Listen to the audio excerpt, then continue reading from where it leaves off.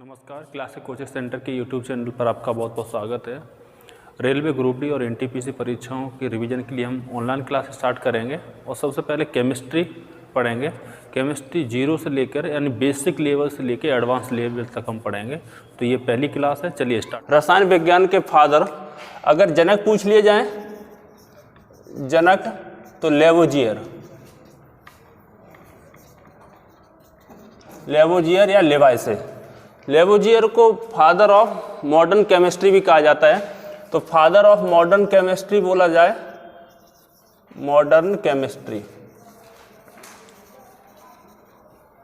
तो Lavoisier. Presley और सीले ने ऑक्सीजन की खोज की, लेकिन ऑक्सीजन का नामकरण लेवोजियर ने किया था। कहीं कहीं आपको लेवाइसे लिखा मिल सकता है। तो केमिस्ट्री में किस चीज़ का अध्ययन करते हैं, पहले तो ये समझ लेते हैं। केमिस्ट्री में केमिकल पदार्थ या कोई जो पदार्थ या द्रव्य के रासायनिक गुणों का अध्ययन करते हैं। रासायनिक गुणों का अध्ययन करते हैं केमिस्ट्री में। पदार्थ के बारे में जान लेते हैं। ब्रह्मांड में सारी चीज़ें, ब्रह्मांड जो है पूरा, वो 2 तरह की चीज़ों से मिलकर बना है। उसे थोड़ा समझ लेते हैं। पूरा जो यूनिवर्स, कुछ चीज़ें दिखाई देती हैं यानी कि विजिबल, और कुछ इनविजिबल, अदृश्य। तो विजिबल जो होती हैं, जैसे ये मार्कर है, व्हाइट बोर्ड है, तो विजिबल, इसमें हम किसी पदार्थ को बोल सकते हैं कि जो दिखाई देता है पदार्थ। इनविजिबल यानी कि अदृश्य में एनर्जी, ऊर्जा। तो यूनिवर्स कुछ किस प्रकार की, दृश्य या अदृश्य, 2 प्रकार की वस्तुएं होती हैं। जो अदृश्य यानी कि एनर्जी है, इसका अध्ययन करते हैं हम फिजिक्स में, और पदार्थ का अध्ययन करते हैं केमिस्ट्री में। अब पदार्थ है ना, पदार्थ को भी हम 2 भागों में आगे बांट सकते हैं, सजीव पदार्थ या फिर निर्जीव पदार्थ। तो पदार्थ अगर सजीव है तो उसका अध्ययन करते हैं बायोलॉजी में। बायोलॉजी में इसका अध्ययन किया जाता है। तो यूनिवर्स में जो पदार्थ निर्जीव हैं, उनकी आंतरिक संरचना, उनके गुणों का अध्ययन हम करते हैं किसमें, केमिस्ट्री में। तो केमिस्ट्री में देखा जाए तो किसका अध्ययन करते हैं, पदार्थ या द्रव्य के, जो निर्जीव पदार्थ या द्रव्य हैं, उनकी संरचना और उनके गुणों का अध्ययन करते हैं। ठीक है, इतना समझ लिया। अब आगे देखते हैं।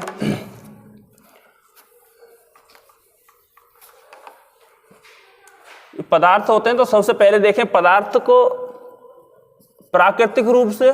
मुख्यतः पदार्थ की कौन कौन सी अवस्थाएं होती हैं, अवस्थाएं देख लेते हैं। पदार्थ की अवस्थाएं, स्टेट ऑफ मैटर। तो पदार्थ की मुख्यतः 3 अवस्थाएं होती हैं, ठोस, द्रव, गैस। ठीक है।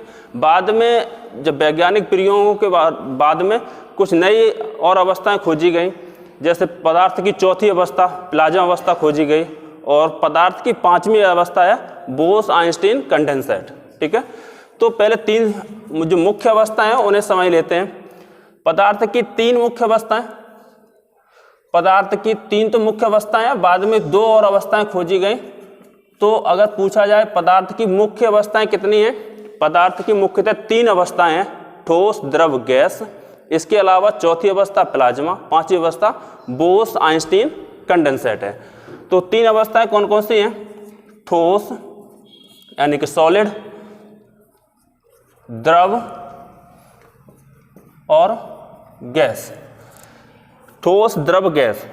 जो ठोस होते हैं, पहले तो ये समझ लेते हैं कि कोई भी पदार्थ किससे मिलकर बना होता है, छोटे छोटे अणुओं से मिलकर बना होता है। अणु किससे मिलकर बने होते हैं, हालांकि जब एटॉमिक स्ट्रक्चर पढ़ेंगे तो आप डिटेल में उस बात को पढ़ेंगे।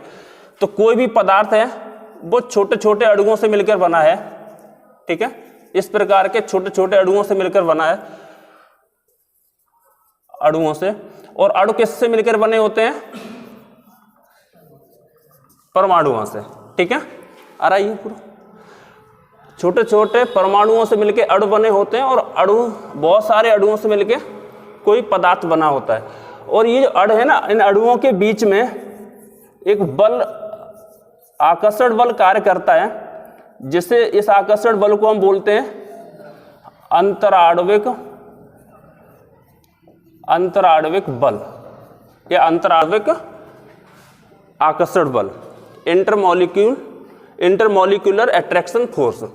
तो अंतराण्विक आकर्षण बल के आधार पर इन्हें देखा जाए तो ठोस के जो अणु होते हैं उनमें अंतराण्विक बल ज़्यादा होता है, जिससे उनके अणु व्यवस्थित क्रम में आपस में चिपके रहते हैं। तो ये एक निश्चित आकार ये ग्रहण करते हैं। तो अगर ऐसे पूछा जाए सबसे ज़्यादा अंतराण्विक बल किसमें होता है, तो सबसे अधिक अंतराण्विक बल ठोस में कैसा होता है, प्रबल सबसे ज़्यादा होता है ठोस में। जब क्योंकि इनके अणु कैसे होते हैं, पास पास होते हैं, अणु बहुत पास पास होते हैं, ठीक है। अणु पास पास होने की वजह से इनका आकार कैसा हो जाता है फिर, क्योंकि इनके अणुओं के बीच में काइनेटिक एनर्जी, गतिज ऊर्जा नहीं होती है, गति नहीं कर सकते आकर्षण बल के कारण। तो इनका आकार, ठोस का आकार होता है निश्चित, और इनका आयतन भी, आकार और आयतन दोनों निश्चित होते हैं ठोस में। तो ठोस का अंतराण्विक बल सबसे अधिक होता है द्रव गैस की तुलना में। इनके अणु पास पास होते हैं, अणु पास पास होने के कारण इनके अणु व्यवस्थित क्रम में आपस में चिपके रहते हैं, जिसके कारण इनका आकार और आयतन निश्चित होता है, ठीक है। इतना समझ लिया। आगे देखते हैं। देखो जो द्रव है ना, अगर अंतराण्विक बल की बात करें तो ठोस की तुलना में द्रव का अंतराण्विक बल कुछ कम होता है, ठीक है। इनके अणुओं के बीच जो बल है ना, आकर्षण बल द्रव के अणुओं के बीच, मान लो ये कि ठोस है पूरा, और द्रव के कुछ जो अणु होते हैं, मान लो किसी बर्तन में द्रव रखा है, कोई भी लिक्विड है, तो उनके अणु थोड़े दूर दूर होते हैं, तो उनके बीच आकर्षण बल कम होता है। जबकि गैस में नगण्य होता है, न के बराबर। गैस के अणुओं के बीच आकर्षण बल न के बराबर होता है, बहुत कम होता है, जिसके कारण गैसें लगातार विसरित होती हैं, ठीक है, लगातार फैलते हैं। अगर गैस को अगर छोड़ दिया जाए, किसी सिलेंडर में भरी है, तो उस मान लो किसी रूम में अगर कोई सिलेंडर रखा है तो उसमें पूरे में फैल जाती है। तो अंतराण्विक बल सबसे अधिक ठोस में, उसके बाद द्रव में, और सबसे कम गैस में होता है। इनके जो अणु होते हैं ना, द्रव के अणु होते हैं, वो थोड़े दूर दूर होते हैं, और गैस के अणु होते हैं, वो उनके गैस के अणुओं के बीच की दूरी बहुत ज़्यादा होती है, यानी कि बहुत दूर होते हैं, बहुत दूर का मतलब इनके बीच में अंतराण्विक बल कम होता है। इसके अलावा अगर आकार और आयतन की बात करें तो द्रव होता है ना, द्रव का आयतन, द्रव का आकार कैसा होता है, अनिश्चित। द्रव का आकार अनिश्चित होता है और आयतन निश्चित होता है। तो अगर कोई द्रव किसी दूसरे बर्तन में रखा और एक बर्तन से दूसरे बर्तन में रखेंगे तो उसका आकार बदल जाता है, लेकिन जो द्रव की मात्रा है ना, आयतन, वो उतना ही रहेगा, ठीक है। इसके बाद गैस की बात करें तो गैस का आकार और आयतन दोनों ही कैसे होते हैं, निश्चित नहीं होते, ठीक है, दोनों ही अनिश्चित होते हैं गैस में, ठीक है। तो इतना समझ लिया। इसके बाद में ये जो गैस, जो पदार्थ की अवस्थाएं है ना, ऊष्मा पर भी डिपेंड करती हैं। अगर इनकी ऊष्मा, इनके तापमान को बढ़ा दिया जाए तो किसी भी पदार्थ की अवस्था में परिवर्तन कैसे होता है, एक बात समझ लेते हैं। अगर कोई ठोस है, उसे गर्म किया जाए तो वो किस में बदल जाता है, द्रव में, क्योंकि उनके बीच में जो अंतराण्विक बल जो कार्य करता है वो दुर्बल हो जाता है। कम होने की वजह से वो अणु दूर दूर हो जाते हैं और बहने लगते हैं, द्रव अवस्था में आ जाता है। अगर किसी द्रव को गर्म किया जाए तो वो किस में बदल जाता है, गैसीय अवस्था में। अगर ये किसी गैस को बहुत ज़्यादा उच्च ताप तक गर्म किया जाए, बहुत ज़्यादा का मतलब हजारों डिग्री सेल्सियस ताप पर, तो वो गैस किस में बदल जाती है, आयनित हो जाती है, लेकिन गैसीय अवस्था में रहती है, ठीक है। तो जो आयनित हो जाती है ना, इसी अवस्था को प्लाज्मा बोला जाता है। तो पदार्थ की अगर पूछ ली जाए, ये पूछा जाता है क्वेश्चन, पदार्थ की चौथी अवस्था कौन सी है? Fourth state of matter. पदार्थ की चौथी अवस्था प्लाज्मा है, ठीक है। तो प्लाज्मा क्या है?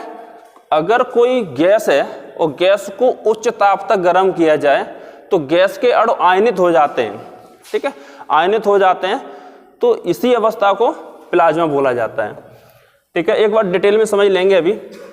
इसके बाद में जो पांचवी अवस्था है बोस आइंस्टीन कंडेंसेट, इन्हें थोड़ा सा हम डिटेल में अभी देखेंगे।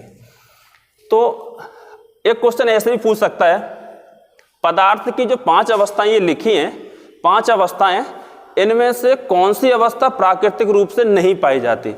तो पदार्थ की ये 5वीं अवस्था है ना, ये केवल प्रयोगशाला में ही संभव है, केवल इसे प्रयोगशाला में ही बनाया जा सकता है, ठीक है। क्योंकि इसे आप समझेंगे निम्नतम संभव ताप यानी परम शून्य ताप पर यह 5वीं अवस्था प्राप्त होती है।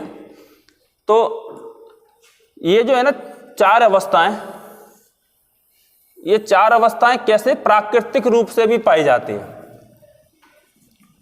प्राकृतिक रूप में पाई जाती हैं, जबकि बोस आइंस्टीन कंडेंसेट ये केवल कृत्रिम रूप में ही पाई जाती है, ठीक है। तो अब आगे देखते हैं पदार्थ की चौथी अवस्था प्लाज्मा।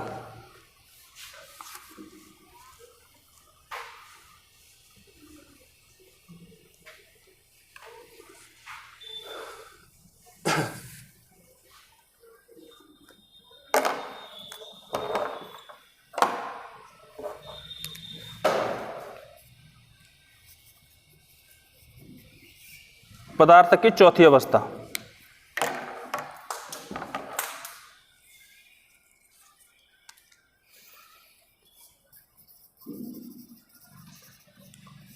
तो प्लाज्मा क्या है? एक तो ऐसे पूछ सकता है, पदार्थ की जो चौथी अवस्था है वो कैसी होती है? वो गैसीय अवस्था होती है, गैस के ही बादल होते हैं लेकिन आयनीकृत हो जाते हैं। अगर किसी गैस को उच्च ताप पर गैस की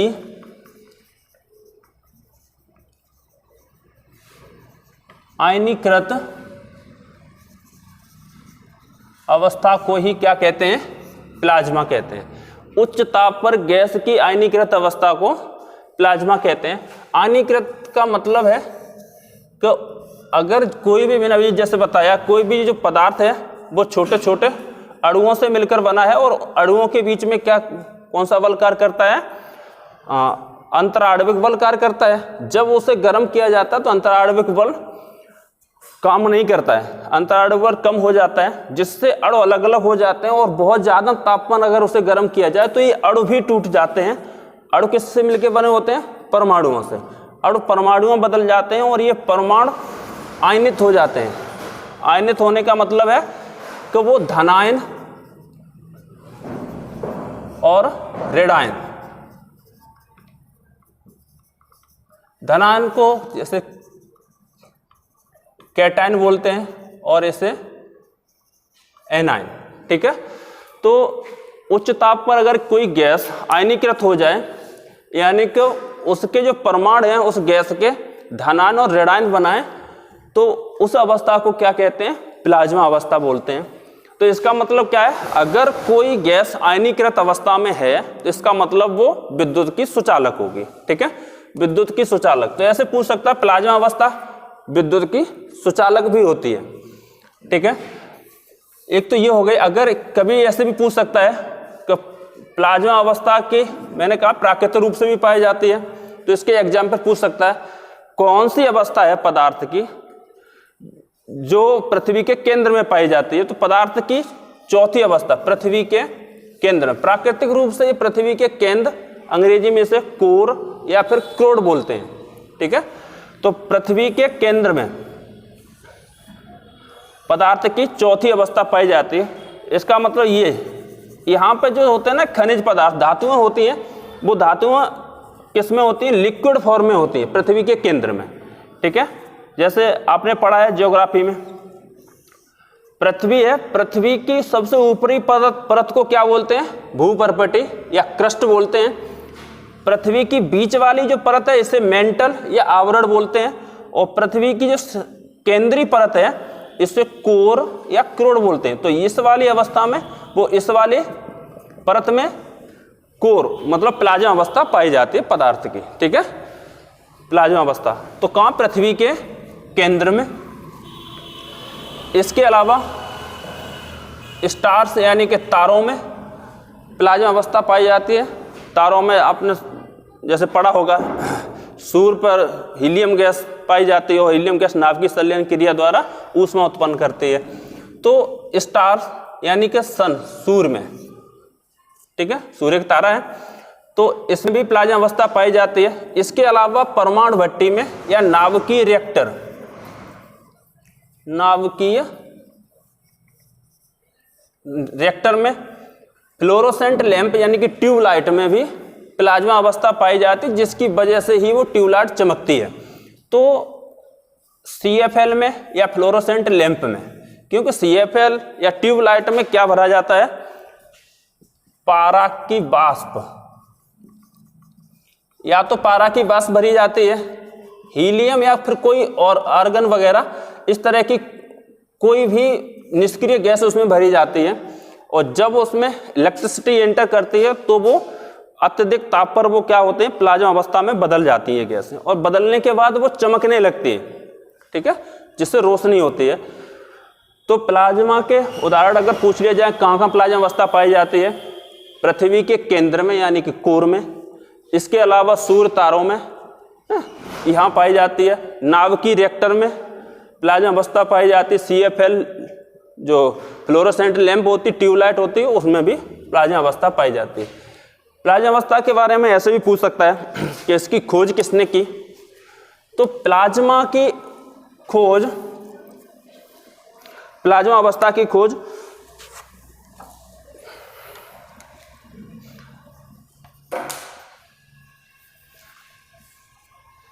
इसकी अगर खोज पूछी जाए तो खोज 1879 में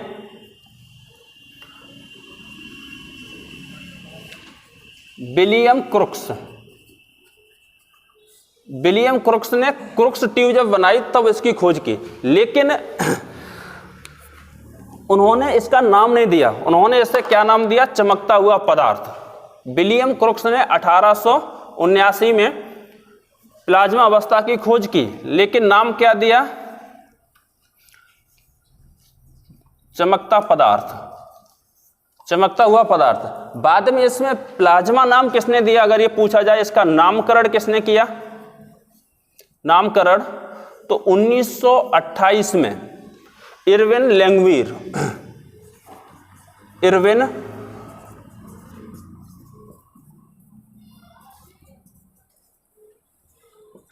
लैंगम्यूर ने इसका नामकरण किया, ठीक है। तो प्लाज्मा के बारे में आपको समझ में आया। अगर किसी गैस को उच्च ताप तक गर्म किया जाए, बहुत ज़्यादा टेम्परेचर यानी हजारों डिग्री सेल्सियस पर गर्म किया जाए, तो वो किस में बदल जाता है? आयनीकृत हो जाता है, और ये इस गैस की आयनीकृत अवस्था को ही प्लाज्मा बोला जाता है, ठीक है। प्लाज्मा में कैसा होता है? विद्युत का सुचालक होता है, क्योंकि इसमें धनायन और ऋणायन होते हैं। कहाँ कहाँ पाया जाता है? पृथ्वी के केंद्र में, सूर्य तारों में, नाभिकीय रिएक्टर में, CFL लैंप में प्लाज्मा अवस्था पाई जाती है। अगर खोज की बात की जाए तो 1879 में विलियम क्रुक्स ने इसकी खोज की। उन्होंने इसे नाम दिया चमकने वाला पदार्थ, ठीक है। लेकिन इसका नामकरण 1928 में इरविन लैंगम्यूर ने नामकरण किया, ठीक है। अब पदार्थ की पांचवी अवस्था देखते हैं।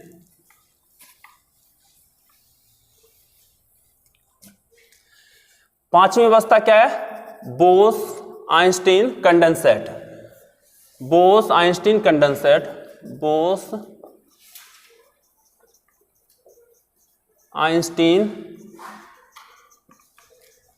कंडेंसेट। कंडेंसेट का मतलब क्या होता है? संघनन, ठीक है। तो भारत के वैज्ञानिक सत्येंद्र नाथ बोस और अल्बर्ट आइंस्टीन ने मिलकर 1924-25 में ये थ्योरी दी। ठीक है, सबसे पहले सत्येंद्र नाथ बोस ने क्या किया, सत्येंद्र नाथ बोस ने कुछ गणनाएं की और उन्होंने एक रिसर्च पेपर जारी किया और वो अल्बर्ट आइंस्टीन के पास भेजा। अल्बर्ट आइंस्टीन ने जब ये समझा तो उन्होंने भी कहा कि हाँ ऐसी अवस्था संभव है। उन्होंने रिसर्च पेपर में क्या कहा, उन्होंने कहा कि अगर किसी भी आपने क्या किया था, किसी ठोस को आपने ऊष्मा दी तो वो किस में बदल गया, द्रव अवस्था में। और अगर किसी द्रव को अगर और ज्यादा ऊष्मा दी तो आपने किस में बदल दिया, उसे गैस में। और ज्यादा अगर आपने इसका टेम्परेचर बढ़ाया तो वो किस में बदल गया, प्लाज्मा में। लेकिन उन्होंने कहा अगर इसका उल्टा किया जाए, समझ रहे ना, इस वाली अवस्था का ठीक उल्टा अगर कर दिया जाए, क्या किया जाए, अगर किसी भी गैस को जितना संभव हो न्यूनतम ताप तक ठंडा कर दिया जाए।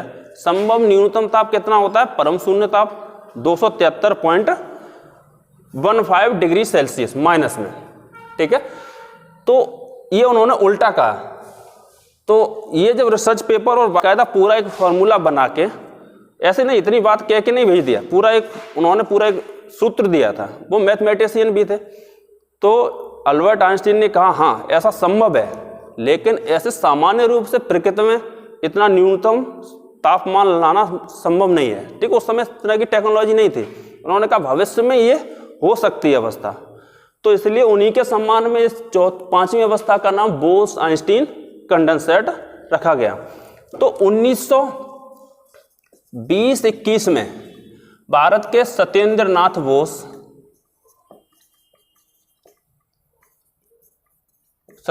बोस ने इस अवस्था के बारे में संभावना व्यक्त की, जिसे 1924 और 25 में आइंस्टीन ने इसे प्रमाणित किया। हाँ, पदार्थ की 5वीं अवस्था, 4th स्टेट संभव है अगर न्यूनतम तापमान पर किसी पदार्थ को लाया जाए, यानी कि जितना संभव तापमान हो उससे न्यूनतम ताप यानी कि परम शून्य ताप पर।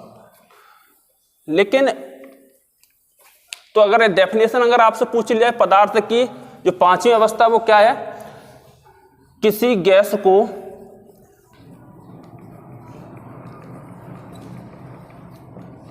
निम्नतम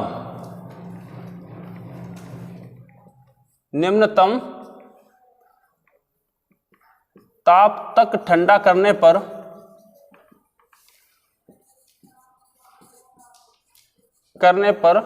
पदार्थ की 5वीं अवस्था प्राप्त होती है। तो किसी गैस को, लेकिन गैस का जो घनत्व है बहुत कम होना चाहिए, और गैस का दाब जो वायु का दाब होता है उसके दाब का 10 लाखवां भाग होना चाहिए। ये कुछ कंडीशनें थी। ठीक है, तो ये जो है ना बोस आइंस्टीन कंडेंसेट, ये ठीक प्लाज्मा की उल्टी अवस्था है। ठीक है, हाँ। तो न्यूनतम संभव ताप अगर पूछ लिया जाए ऐसे आपसे परीक्षा में, तो किसी भी पदार्थ का सबसे निम्नतम तापमान क्या हो सकता है, तो उसे बोलते हैं -273.15 डिग्री सेल्सियस, या ऐसे बोल सकते हैं 0 केल्विन।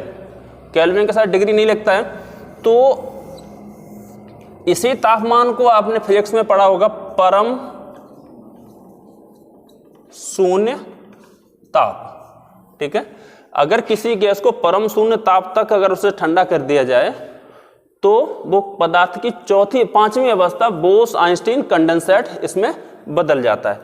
ठीक है, ये है पदार्थ की 5वीं अवस्था। ठीक है,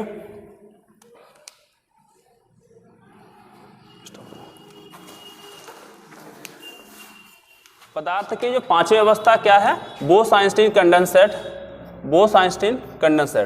अच्छा, ये अवस्था अभी तक प्राप्त की गई है नहीं, तो हाँ 2001 में अमेरिका के 3 वैज्ञानिक बीमैन, कार्नेल और कैटरली ने पदार्थ की 5वीं अवस्था कुछ माइक्रोसेकंड तक प्राप्त की। ये तीनों वैज्ञानिक कहाँ के, यूएसए के, और इसी के लिए इन्हें 2001 में नोबेल पुरस्कार दिया गया फिजिक्स का। ठीक है, तो पदार्थ की जो 5वीं अवस्था है वो इन 3 वैज्ञानिकों ने पहली बार प्राप्त की। इसके बाद इस नासा ने इसे अंतर्राष्ट्रीय स्पेस स्टेशन ISS पर भी इसी वर्ष पदार्थ की 5वीं अवस्था प्राप्त की। तो पदार्थ की 5वीं अवस्था के बारे में पढ़ लिया। अब आप आगे अगर ऐसे भी पूछा जाता है पदार्थ की अवस्थाएं परिवर्तन से संबंधित, अगर जैसे कोई ठोस है, ठोस अगर सीधे गैस में बदल जाए तो उसे क्या कहते हैं, वो सब इस प्रक्रिया को तो उसे समझ लेते हैं। पदार्थ की एड डालेंगे, पदार्थ की अवस्था परिवर्तन, पदार्थ की अवस्था परिवर्तन। देखो समझते हैं, अगर किसी ठोस को गर्म किया जाए तो वो किस में बदल जाता है, द्रव में। द्रव में। अगर किसी द्रव को और गर्म किया जाए तो किस में बदल जाता है, गैस में। और ज्यादा अगर गर्म कर दिया जाए तो उसे वो प्लाज्मा अवस्था में बदल जाता है। ठीक है। और ये जो है ऊष्मा बढ़ाने का क्रम है, घटाने का क्रम नहीं है। तो ठोस से गैस में, ठोस से द्रव में बदलना, अगर किसी का तापमान किसी ठोस का बहुत ज़्यादा कर दिया जाए तो वो मेल्ट हो जाता है। ठोस से द्रव में बदलना क्या आता है, गलन। अंग्रेजी में कहते हैं इसे मेल्टिंग, गलन। और जिस तापमान पर कोई ठोस, अलग अलग ठोस के लिए अलग अलग गलनांक होता है, जिस तापमान पर कोई ठोस गलता है उसी तापमान को बोला जाता है गलनांक। ठीक है।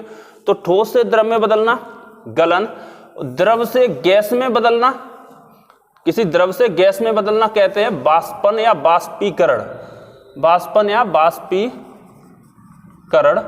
और अंग्रेजी में इसे बोलते हैं इवेपोरेशन, इवेपोरेशन। ठीक है। अगर किसी गैस को और ज्यादा तापमान तक गर्म किया जाए, बहुत ज्यादा उच्च ताप तक गर्म किया जाए तो वो आयनीकृत हो जाता है, तो उसे बोलते हैं आयनीकरण, आयोनाइजेशन, आयनीकरण।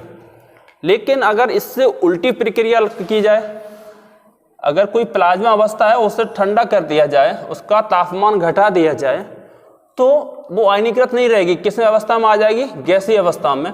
और तो इससे बोला जाता है वे आयनीकरण, वे आयनीकरण, डीआयोनाइजेशन। किसी गैस से जो ठोस जो गैसीय अवस्था में बदला है ना, उस ठोस का तापमान और कम कर दिया जाए तो वो द्रव अवस्था में आ जाता है, तो इससे बोला जाता है संघनन। अंग्रेजी में से कंडेंसेट। ठीक है। या फिर इसे आसवन भी बोलते हैं, आसवन, संघनन, आसवन। किसी द्रव का और तापमान कम कर दिया जाए और ठंडा अगर उसे कर दिया जाए तो वो ठोस अवस्था में आ जाता है, जिसे बोला जाता है दृढ़ीकरण, यानी कि सॉलिडिफिकेशन। ठीक है। लेकिन अगर द्रव क्या है, जल है मान लो, और जल को अगर बहुत ज्यादा और ठंडा कर दिया जाए तो जल किस में बदल जाता है, ठोस अवस्था में, यानी कि बर्फ में बदल जाता है, तो उसे क्या कहते हैं, हिमीकरण। जल है, अगर जल को बर्फ में बदल दिया जाए, यानी कि ये जल क्या है, द्रव अवस्था में, लिक्विड फॉर्म में है, और ये किस में है, ठोस अवस्था में। तो द्रव से ठोस अवस्था में बदलने को और क्या बोला जाता है, हिमीकरण, हिमीकरण या फ्रीजिंग। ठीक है। दृढ़ीकरण हो गया ये। इसके अलावा ऐसे भी पूछ सकता क्वेश्चन, बहुत ज्यादा पूछा जाता परीक्षा में, कि अगर ठोस है, ठोस को अगर गर्म कर दिया जाए, सीधे गैस में बदल जाए, ठोस सीधे गैस में बदल जाए, तो इसे बोला जाता ऊर्ध्वपातन, ऊर्ध्वपातन, सबलिमेशन। इसके उदाहरण भी पूछ लिए जाते हैं कभी कभार।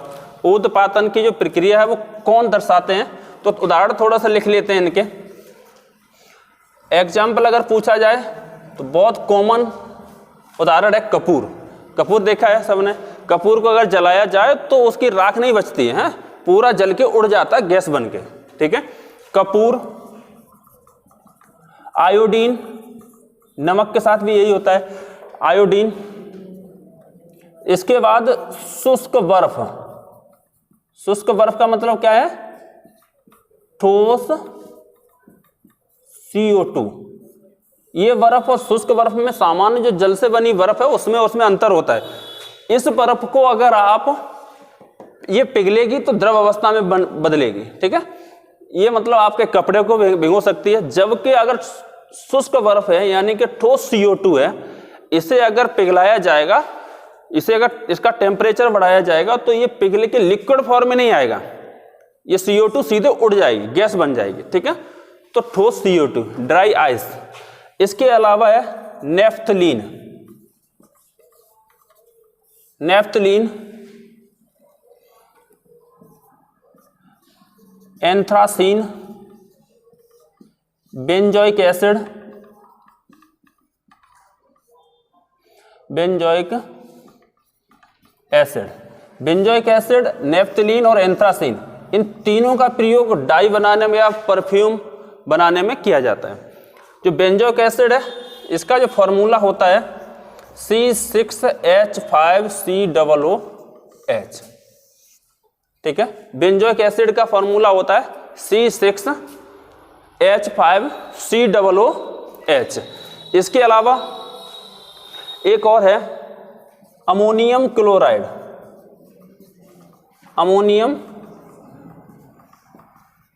Chloride NH4Cl, ammonium chloride NH4Cl, ठीक है। अमोनियम क्लोराइड को नौसादर भी बोला जाता है, नौसादर, ठीक है। तो ऊर्ध्वपातन की जो प्रक्रिया है वो कौन कौन दर्शाते हैं? कपूर, आयोडीन, शुष्क बर्फ, नेफ्थलीन, एंथ्रासीन, बेंजोइक एसिड और अमोनियम क्लोराइड, ठीक है।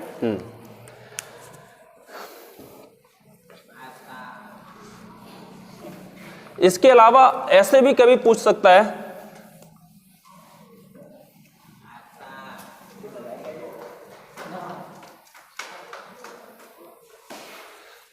एक और होती है, कोई गैस है और गैस सीधे ठोस में बदल जाए तो गैसीय अवस्था से ठोस में बदलने की अवस्था को बोला जाता है निक्षेपण।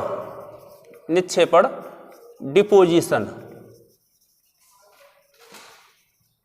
गैसीय अवस्था से, ऐसे क्वेश्चन बहुत पूछे जाते हैं, गैसीय अवस्था से ठोस अवस्था में बदलने को बोला जाता है निक्षेपण या डिपोजिशन। अगर इसका उदाहरण पूछ लीजिए, ऐसा होता है क्या? कोई गैस सीधे ठोस में बदल जाए, द्रव तो चलो उसे, अगर पानी को ठंडा बहुत ज़्यादा कर दिया जाए 0 डिग्री सेल्सियस तक तो वो बर्फ में बदल जाएगी, ठोस अवस्था में आ जाएगी।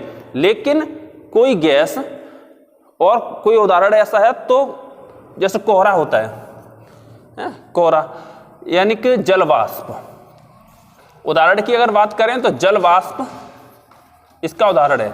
जलवाष्प ठंडा होकर सीधे ठोस में, जलवाष्प किस में बदल जाता है? बर्फ में। जलवाष्प सीधे बर्फ में बदल जाता है। तो ये क्या है? गैसीय अवस्था में है। और इसे मान लो कोहरा है, ऐसे बोल देते हैं, कोहरा सीधे किस में बदल जाता है? बर्फ में।